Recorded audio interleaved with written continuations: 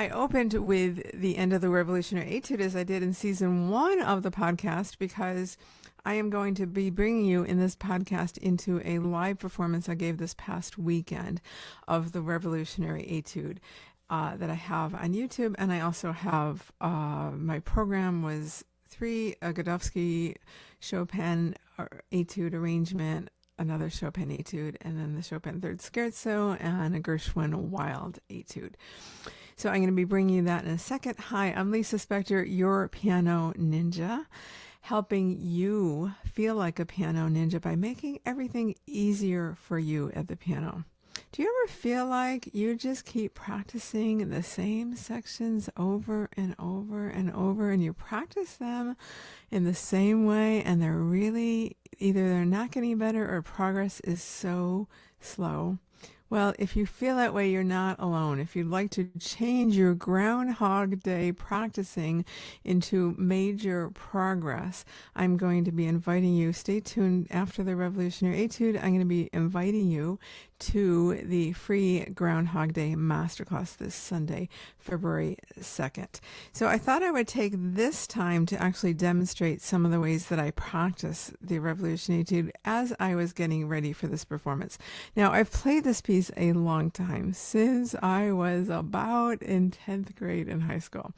And it has become pretty easy for my left hand, and it has become, the right hand has been challenging in the terms of stretching after my hand injury.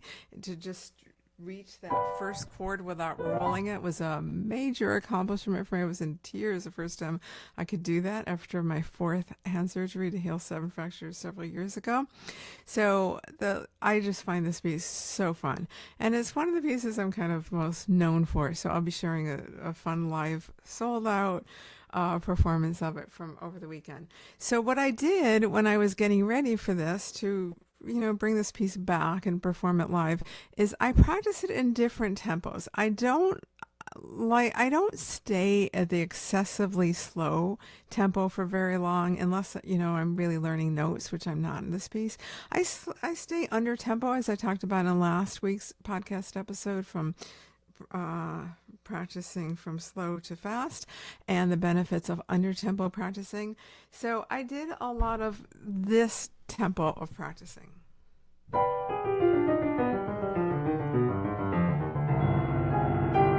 So, and in that, I still am playing the dynamics. I might play a little bit under dynamics. I'm still having the crescendos, but I may not play as full out.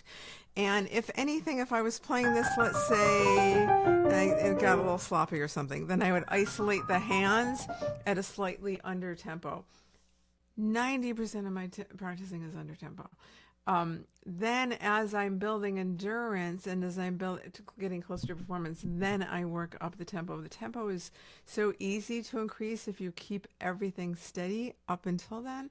So I might take something like, let's go to a challenging section. I would do that hands separately. So you hear things when you break it down. You hear things better when you break it down into simpler part. So one way to do that is hands separate. Another way to do it is slow it down. We forget sometimes how fast we play and how much there's to listen for when we add all the voices, all the hands at fast tempo. So I hear what needs working on when I'm slightly under tempo.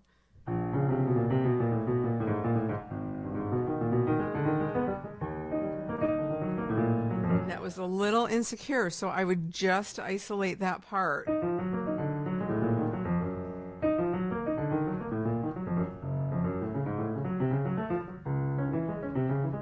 And that part is now starting to feel a little insecure. I haven't played this in a few days, so that's kind of normal. And I would just isolate that part. Then I'd add in the hands together. Then I'd gradually work up to the tempo. So I'm going to be going into so many more practice tips of how to practice so it's not Groundhog Day, so you don't feel like you're never making any progress, and how to make progress faster on our Groundhog Day masterclass this Sunday. And you can register for free at lisaspector.com/groundhog. And it's going to be on YouTube Live, but a private link, so you do need to register. Otherwise, you won't find the link publicly. And for VIP, to get my scores, extra Q&A, green room, meet me in the green room, and afterwards, only $10. So when you sign up at lisaspector.com/groundhog, you'll see that. So for now, what I'm going to do is bring you into the performance I had over the weekend. This is just the revolutionary that I'm going to bring into this podcast, but on YouTube is part 1, and later today you'll see also part 2 and part 3. So enjoy my performance of the revolutionary Etude live in front of a in-person audience.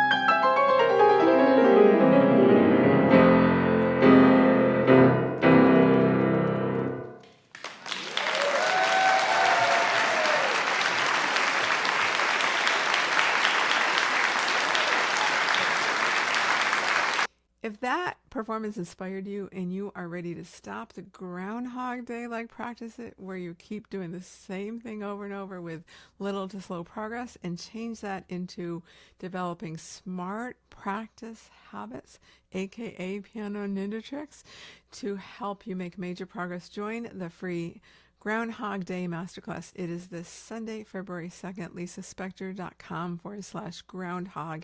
And it is at noon Pacific, where I am, 3 Eastern, 9 p.m. Central European Time. You'll see the link below and the link on the screen. So look forward to seeing you there. And I'm going to go back to another piece that I played live, which is the Godowsky arrangement of the Aeolian Harp Etude of Chopin, but for left hand only. Hope to see you at the Groundhog Day Masterclass.